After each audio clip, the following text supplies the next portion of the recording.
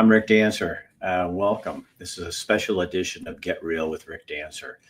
I'm really honored to be able to do this. A friend of mine, a great man, a mentor, a guy who is like a cornerstone in my life, passed away on Friday last week.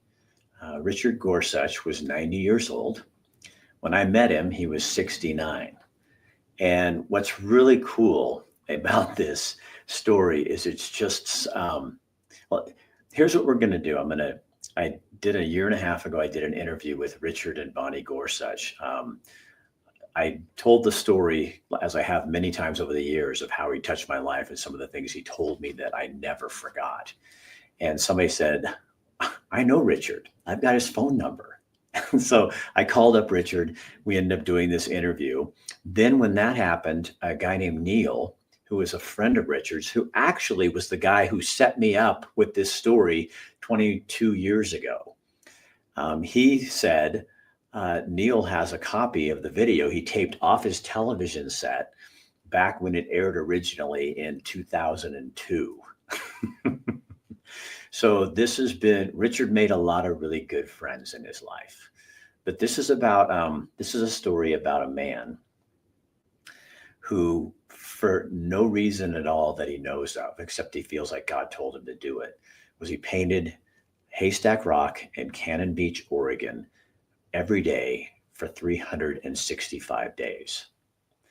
And what he learned out of that was amazing. And listen in the story, because how this all started was when he was a young child at Cannon Beach, a rock fell off of the rock and hit him on the head and did some damage, but he never forgot that rock. So we think that's what became of it. And the project never did anything, which, at least it never was of any value, financially or anything, but it was sure value to him, and it was surely value to me. So I thought I'd just air that story and the original interview with him, just kind of as a tribute, because Richard made me think about my life differently. And I look back in the last 15 years of my career in television news, I was always interviewing people who were gutsy, ballsy, people who were willing to risk it all and do something different with their lives. I think I was looking for a way out.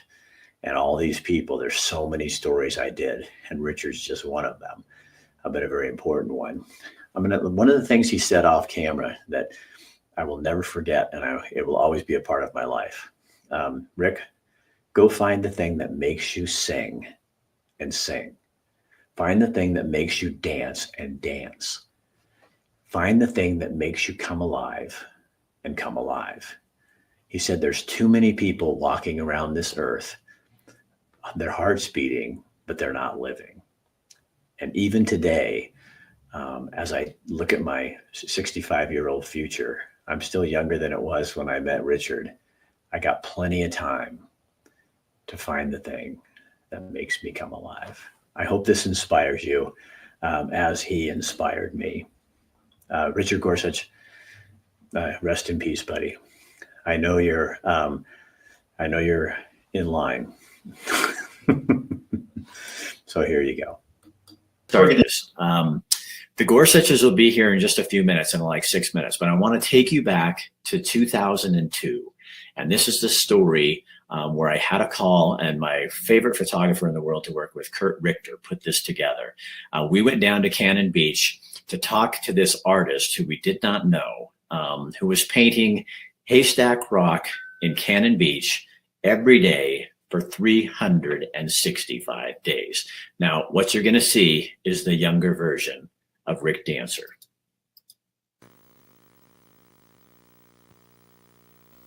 To look beyond common sense and do what your heart tells you. That's what this next story is all about. A man, his gift, a strange assignment, completion, and what he learned along the way. All right, here we go. A man on a journey. There's 100 steps to Ocean Avenue down here. When you walk it every day, you start measuring everything. Every day of 2002, 365 days. one simple purpose. You get caught up in it. It's so inspiring, and you get kind of captivated by it, captured, lost in it, and you really don't want to leave. The wind from the east catches this spray up here at the top and then sends it backwards. At age 69, Richard Gorsuch is finally realizing a connection he made with Haystack Rock back when he was just a kid. Rock came down and hit me on the head. I got a big lump right here on my right side of my head today. It's still there. And a scalp wound, and and stunned me and knocked me into the water. I look back now and think, here, that simple little accident kind of connected me with the rock once and for all, And here I am today, decades later, going through all of this. I mean, you got to admit, that's just the mystery. The all of this Richard is talking about is his project. For the last year, Richard has painted Haystack Rock from the same place every single day. And I like the moon, and I like this misty one. I got a lot of favorites, I guess. 365 moments.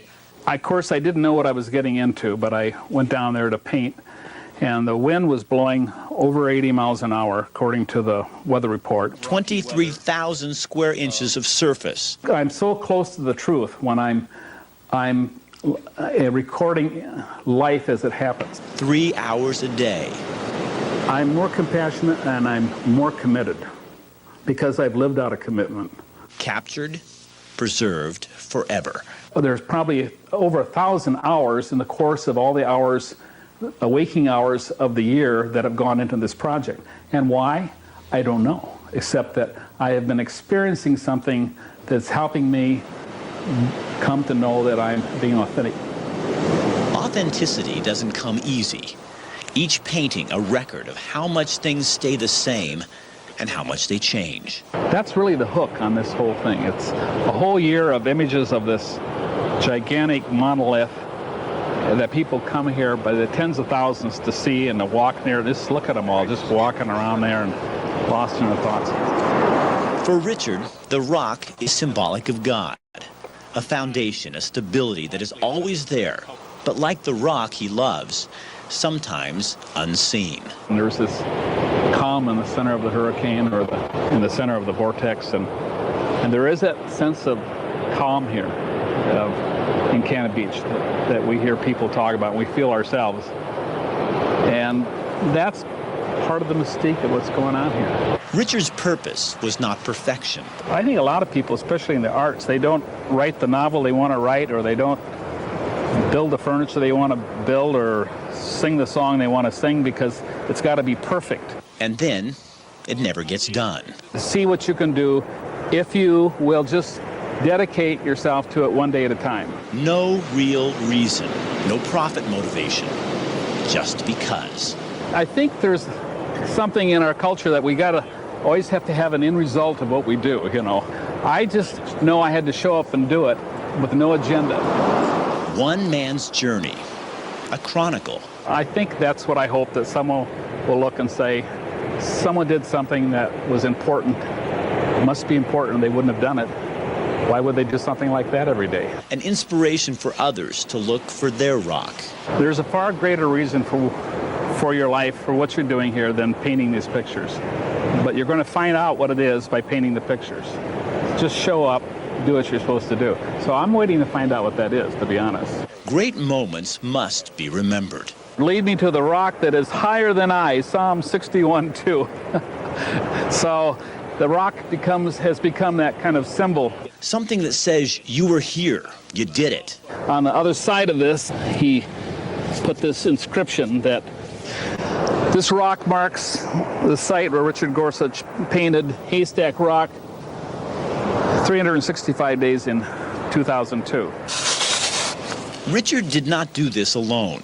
Old friends from long ago must also be remembered. Reverently place that bottle of marbles that someone gave me 25 years ago. Who gave me those marbles and said, "You're too serious, Gorsuch. You need some marbles in your life. When are you going to start playing?" I said, what do you mean, Jack? He said, you should be painting. So, Jack, I did it. Now, Richard says he may display the pictures in art galleries. He might even put them on video. At this point, he's really not sure what he's going to do with them. But he says he finished it, and that was really the point of it all. We'll be right back. So that was me a long time ago, 20 years. And that story has always kind of sat in the back of my head. And I never really thought that I'd get back a hold of Richard Gorsuch. Richard, hello, you two. Hi there. So you guys, this is Richard and Bonnie Gorsuch. And just so that you guys understand, Richard's had a couple of strokes, and so it's a little tough to communicate. But we think this is worthwhile, and we're going to do this anyway. So Richard will answer some questions, and everybody will get to be patient because sometimes it takes a little longer to get things out.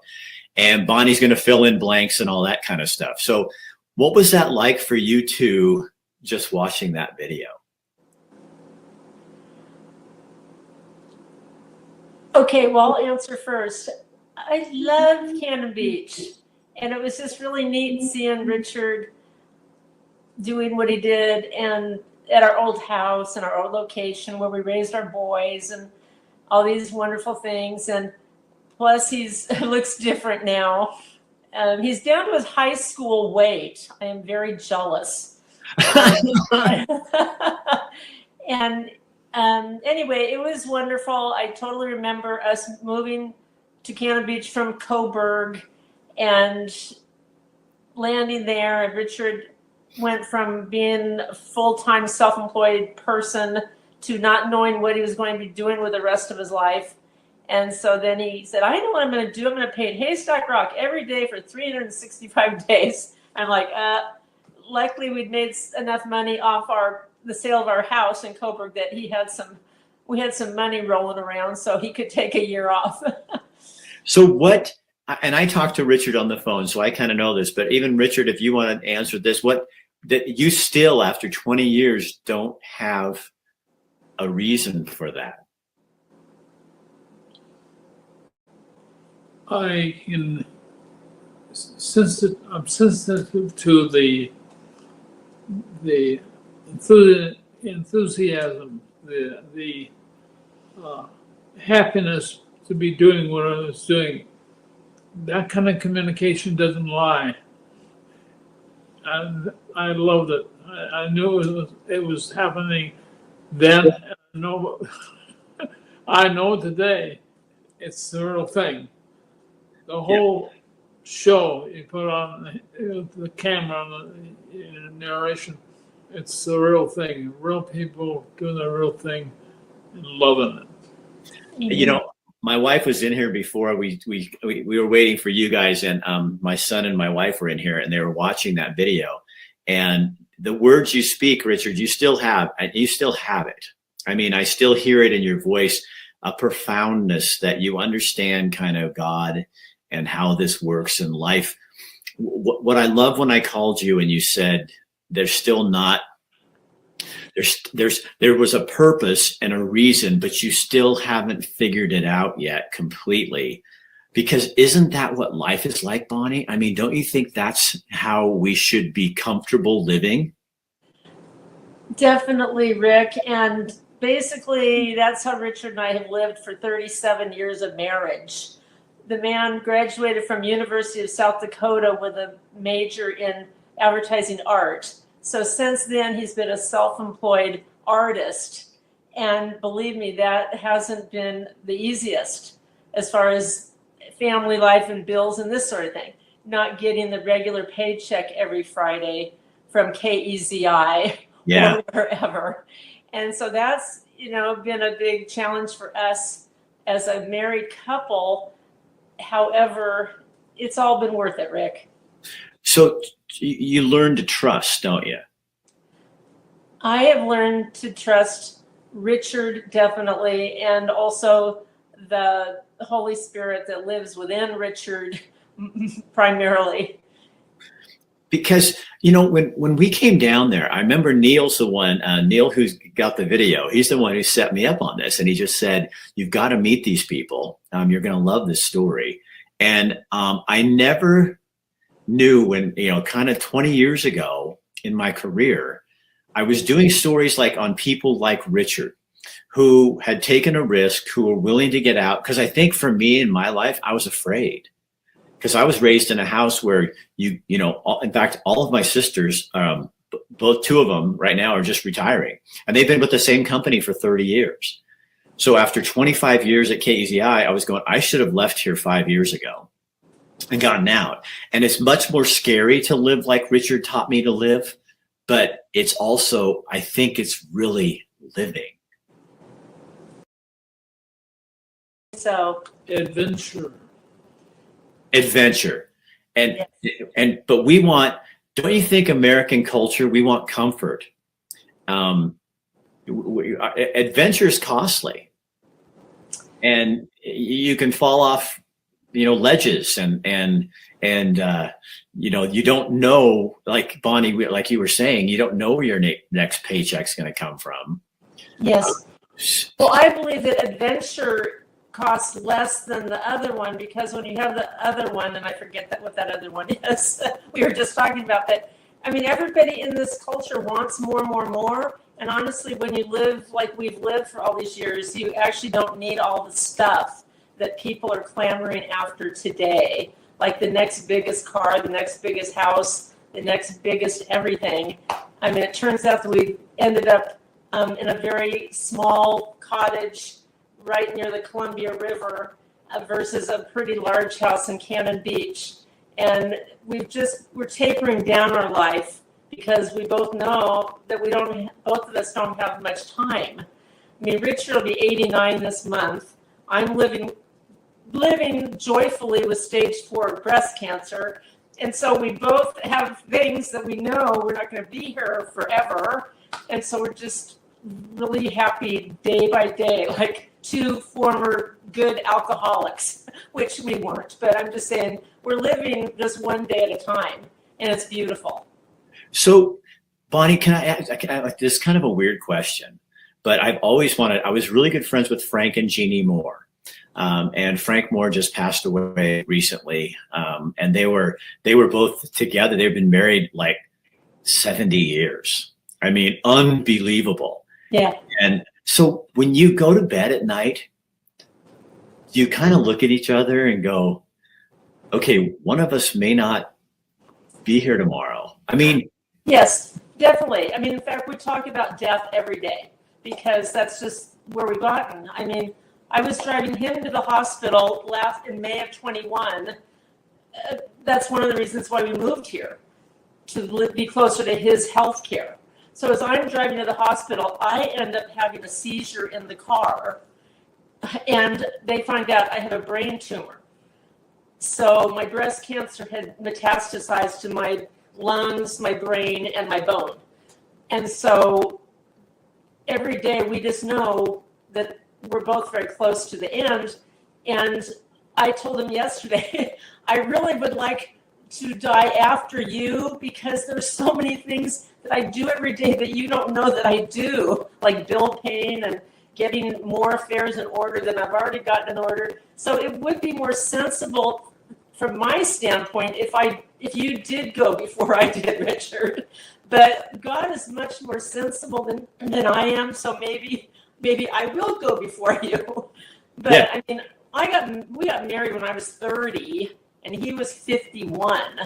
And so we got married on my 30th birthday because he didn't want to marry somebody in her 20s.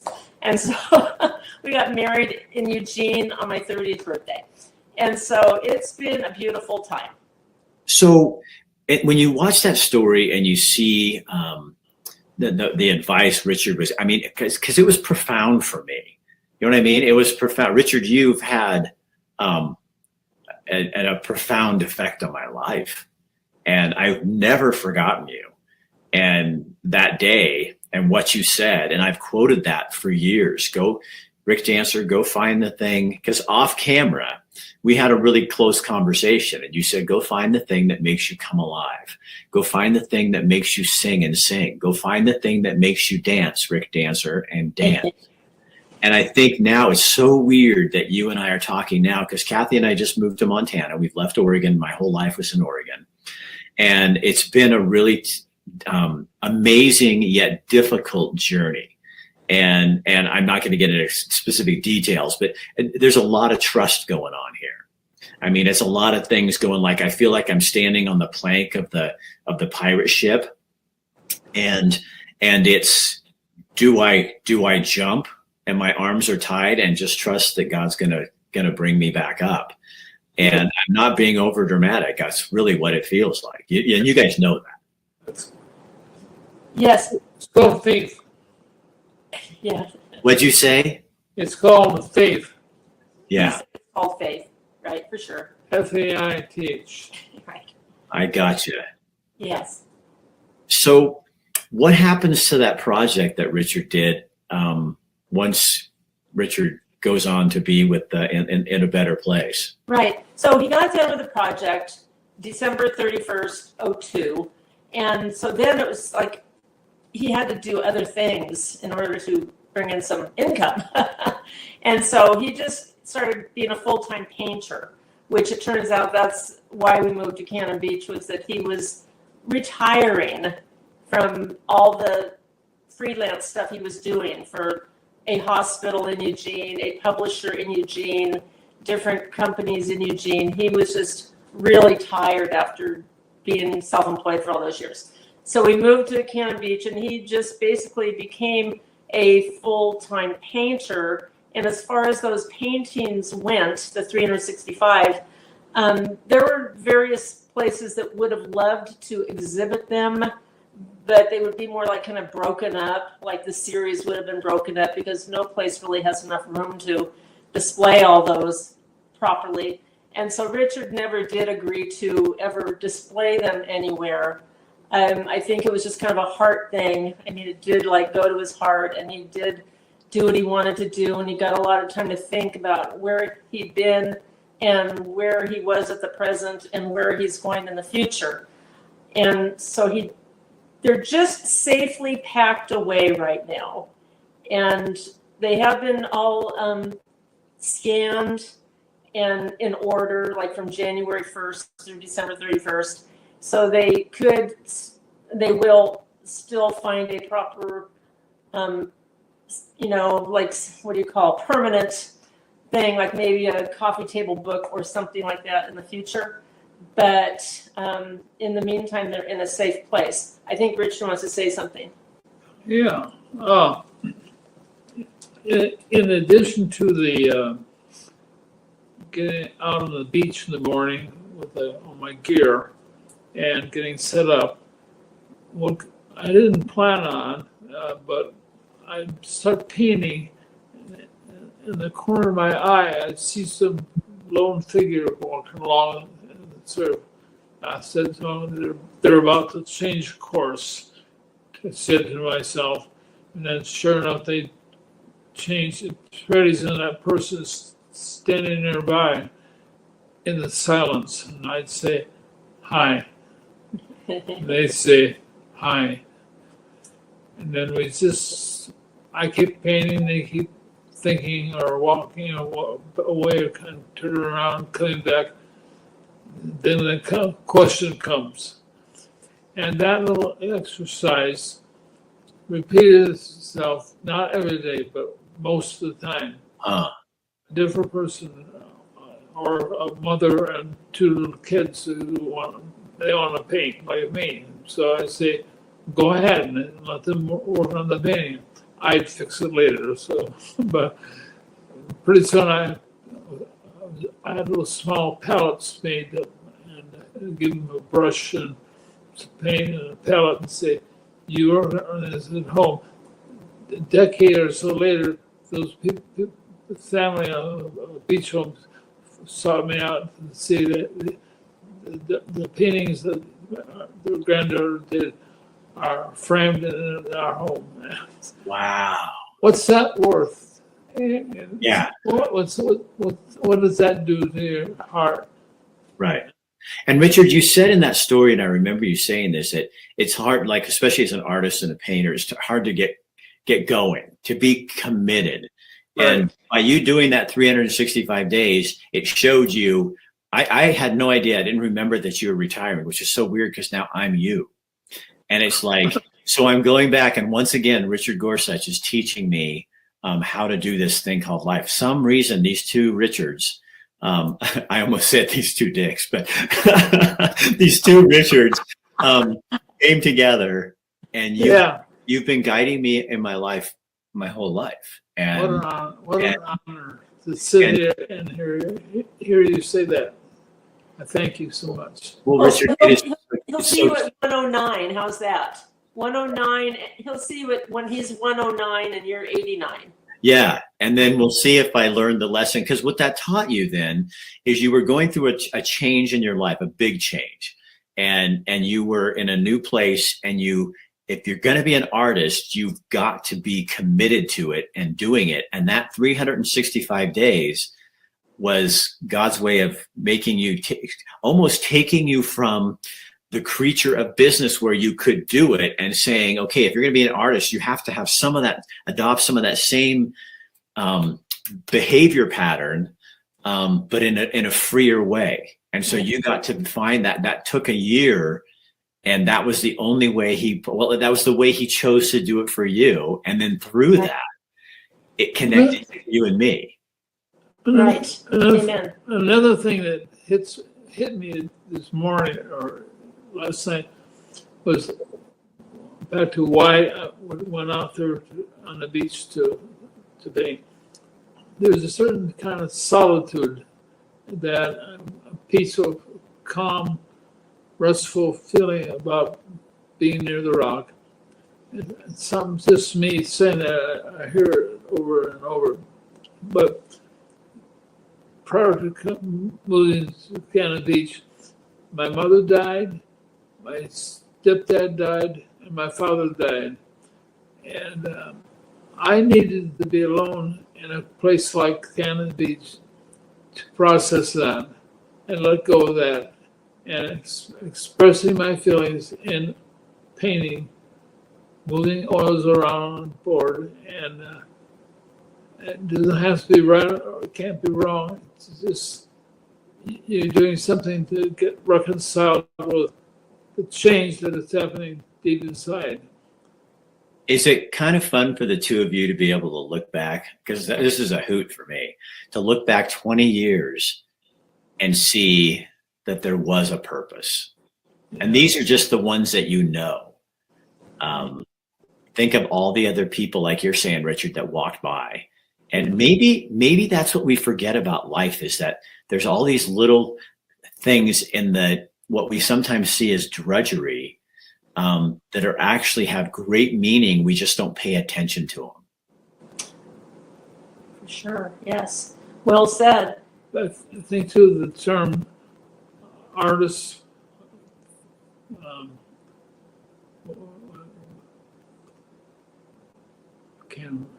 forgot.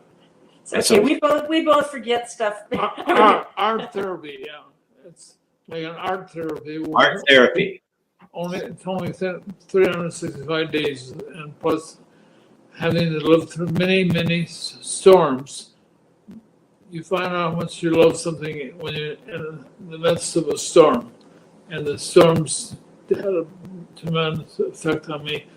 You got to be half nuts to go out there in a storm. But I loved it. Even the wind picked me up, moved me a few feet. But it was fun. It'll be fun. Yes.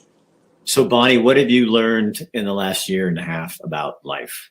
I'll let you kind of close out some of this for me. Oh, you mean the year and a half since I found out that I had metastatic breast cancer? Yes, because you're basically supposed to already be gone. Right. Well, when I found that tumor in my brain, the doctor said, well, you have 6 months to a year to live. And knowing myself like I do and knowing my Lord like I do, I was like, be S. And so, and then, but I did let my circle of people know that that's what he said, because I wanted them to know that it was a serious situation, but I also want them to see me in 10 or 20 years and say what you just said, which is, wait, what happened? You're supposed to be dead. So it's just like, thank you, Jesus, that you helped me. And I have all sorts of little rituals that I do with him to see me through day to day. And I'm feeling really optimistic about my situation. Well, I just want to thank you both. This has been like kind of like a dream for me. And it's just, it's kind of nice to be able to just thank you, Richard, for, just being you. And today, and what's kind of cool about this is because you set into motion things that were going to happen in my life that I had no idea. Or God used you to set into motion some things that I could hear. But today, I didn't know anything about that you had just retired and you were me. And now it's kind of like, Richard, it's kind of like I feel like God kind of gave me you as this guide in my life. And I really appreciate that from you. It's no coincidence. No. And it's funny you say that, because all of a sudden, like when you called that day, like last week or whatever about this, then all of a sudden all these people are contacting Richard to say, hey, can I come over, or can I write to you, or can we go back to where we were like 10 years ago and pick up? And I mean, all of a sudden people realize that Richard's getting older and we're not going to have him forever. And I want to just get in on the last few inches of this. Because Richard, you really are a profound man. I mean, that art thing in you, and when you speak, even today, I think it's so funny because I know you've had two strokes, but I heard a little nugget, and I'm going to go back and listen to that again because it was something that I feel like it was a whisper from God. He said it, and I even going back and watching the story, I was remembering the things you said. And I just this last week, I've been going, God, what do you want me to do? I mean, something's changing. I can sense that. There's something changing in my world. And I think everybody's always encouraging me. My art is writing. And I think I'm going to go write my book. And you will be in it. Thank you. Because you are the other Richard, and you will be in it. And I thank you for being my guide in doing this. And just for the audience, is like Richard and I have not kept in contact or anything. And that's the cool thing about God and love and people in your life. I have very few people that have stayed in my life all the time. In fact, my wife and my kids are my family. But other than that, I don't. And I think that's the exciting part, because I think when we're done with this whole thing, all of a sudden it's like a big reunion and you're going, oh my gosh. So here's what I think. Here's what I honestly think. I think when you die, we go to, first we're going to sleep. The whole thing about you just wake up with God is just weird to me because, what's he doing up there going, God, we got to get this thing over with. These people are so bored. You're boring me. But I think there's this thing where when all of a sudden you start going, and then you have this revelation where you're going, oh, that's why Frank Moore was in my life.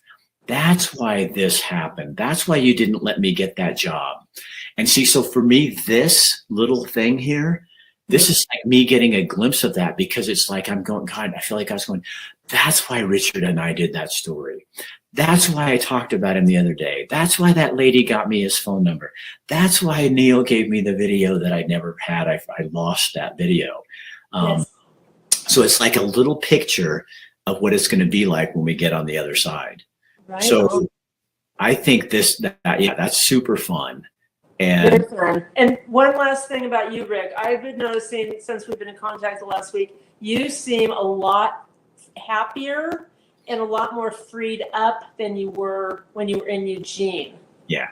It's been a really good change for us. I will admit I have sleepless moments because I'm just thinking, how is it the economy and everything? I'm like everybody else out there I'm nervous.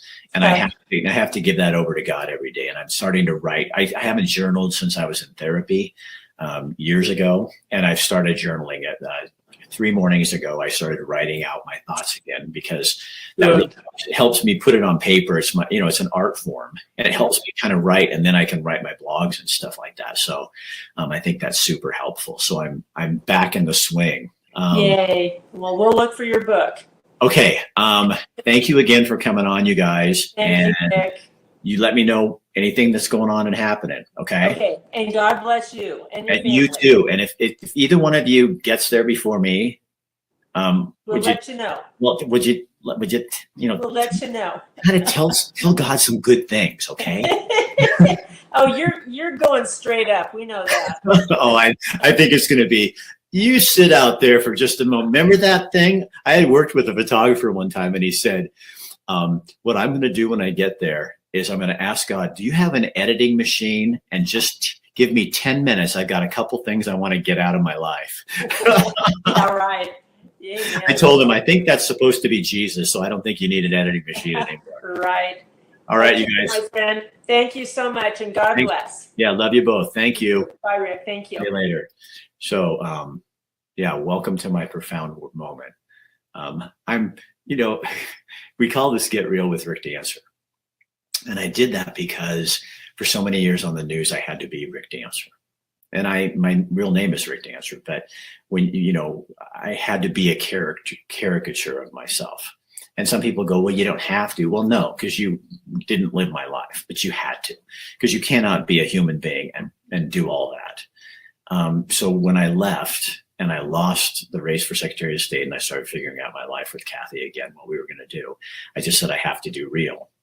And when the pandemic hit and I did real, it didn't go over with everybody very well. And with the current things going on in the world, and I talk about it, and I'm real, and I give you my real opinion. And it's interesting, all those people who wanted me to be authentic and real don't really like that real.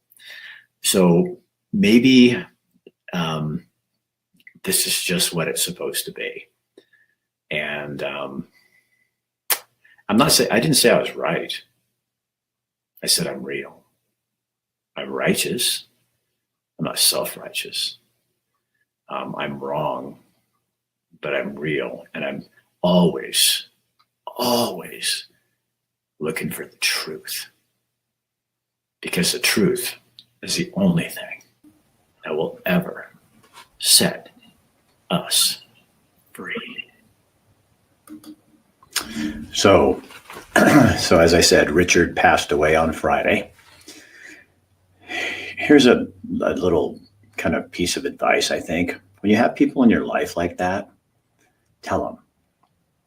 There's another man who's just another Richard for me. His name's Alan Beck. He was a news director, and he was taught me how to just say screw it.